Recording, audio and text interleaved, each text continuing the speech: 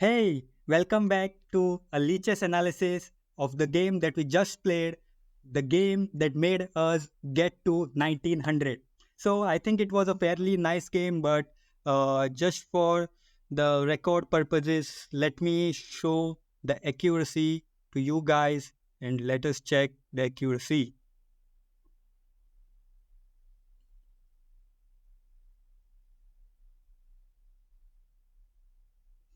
So as you can see from the accuracy thing that we were able to get 90% accuracy, but our opponent also was quite good with 88% accuracy. And you can see from here that although the play was not the best, because you can see here that we were completely winning around the end game. We were throughout winning, but then we suddenly got completely winning position. But then somehow it was equal, and then again we were winning. So let us check out what were the mistakes that we made and how we can improve.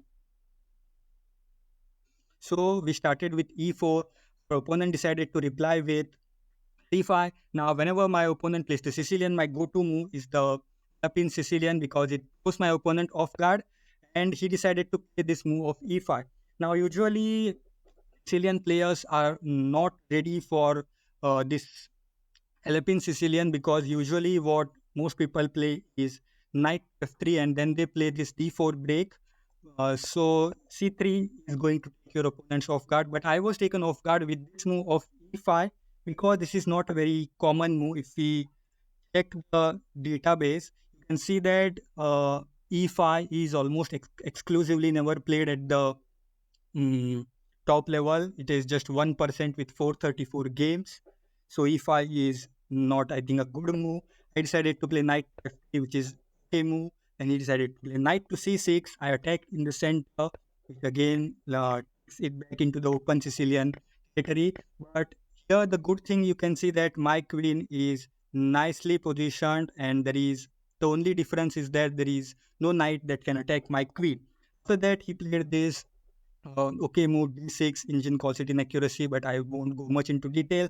Bishop to c4, knight to f6, and I decided to castle. My opponent got his bishop out. Okay, now I was actually confused whether to give this check or rather to take this bishop. The engine says that I should just give this check because after bishop to d7, I can just take, and if queen takes, then I should just attack this pawn.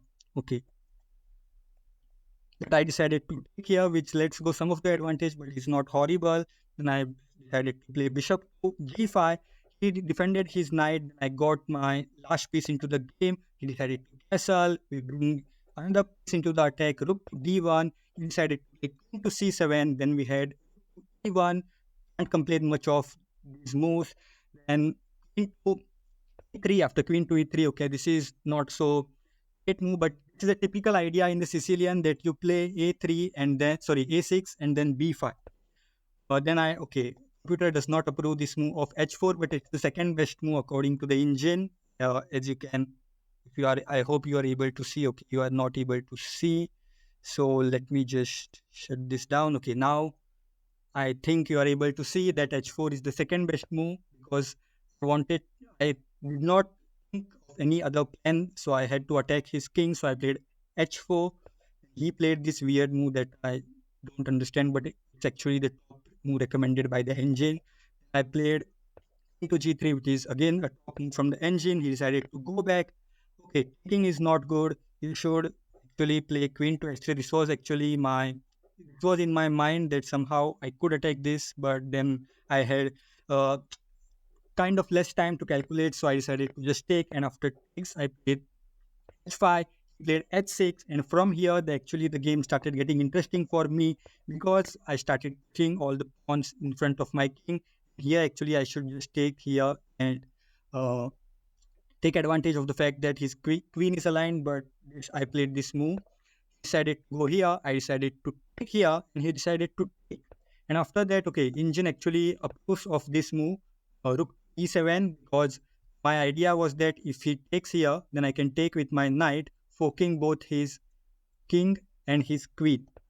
We decided to retreat here. I decided to take here, which is again the best move.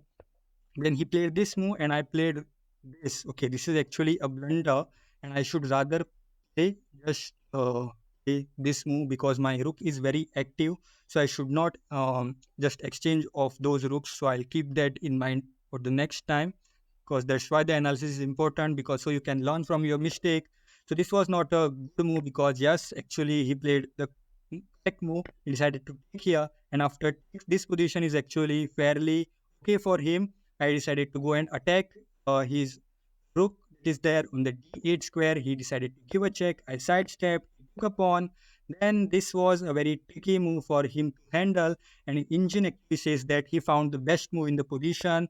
I found a nice move giving a check. He decided to go back, and I took a pawn that was there, the a6 square.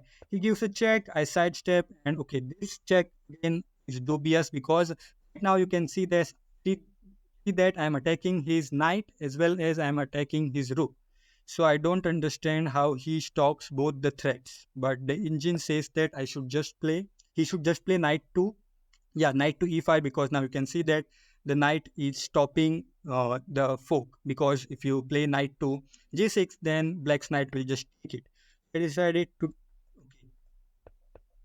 okay, he decided he did not play that. He just played knight to 6, and I gave this poke. After this, the conversion should be fairly simple. I won his knight, then I won his rook, and after that, the conversion was fairly smooth. I did not have any stalemate takes, and in this position, my opponent resigned. So fairly nice game. There were some inaccuracies here and there. We did let our opponent come back with that queen takes f1. But apart from that, everything was nice, and we did get to 1900. So that was very nice moment for me. So that was the lichess analysis that I wanted to share with you guys. I will see you with some more analysis in some other game. Until then, bye bye, and make sure to subscribe and like.